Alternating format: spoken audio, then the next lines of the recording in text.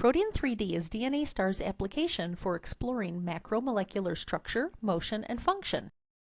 In Protein 3D, the analysis view displays results of any prediction methods you choose to apply.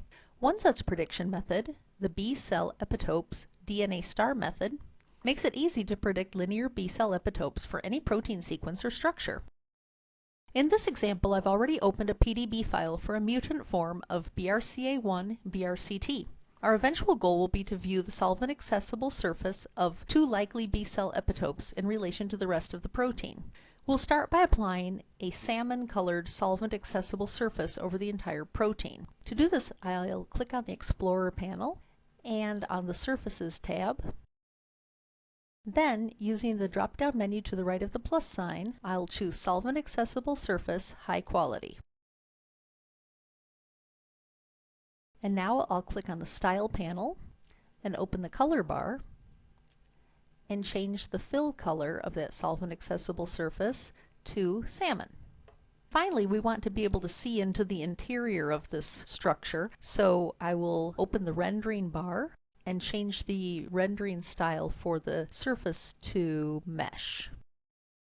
In preparation for applying the B-cell epitopes method, we next need to open the analysis view by clicking on the Analysis tab. And to apply the method, we need to go to the Methods panel on the right.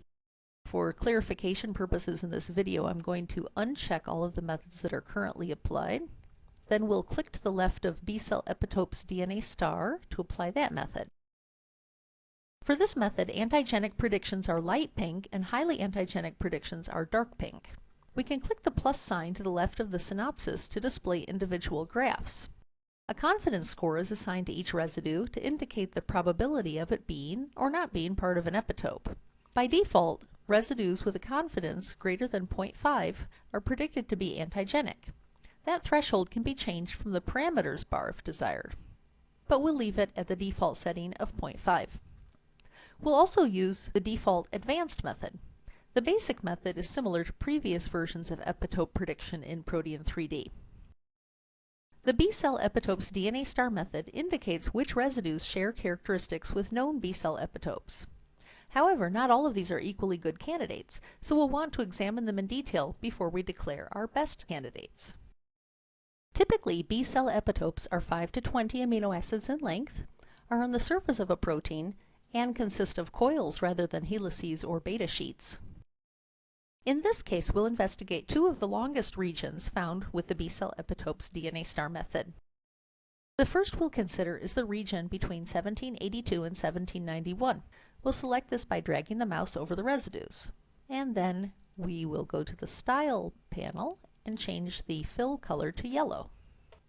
Returning to the structure view, we can see that this region is on the solvent-accessible surface, though it's somewhat obscured. In addition, we can see in the sequence view that the region includes a beta sheet and a helix, both of which tend not to be associated with B-cell epitopes. Still, this does remain a possible candidate due to its position on the surface. The next region we'll consider is the one from 1824 to 1831. Again, we'll select this by dragging on it with the mouse, and this time we'll change the fill color to green. Returning to the structure view, we can see that this is a better contender for a possible B-cell epitope. It is very well exposed on the surface of the protein.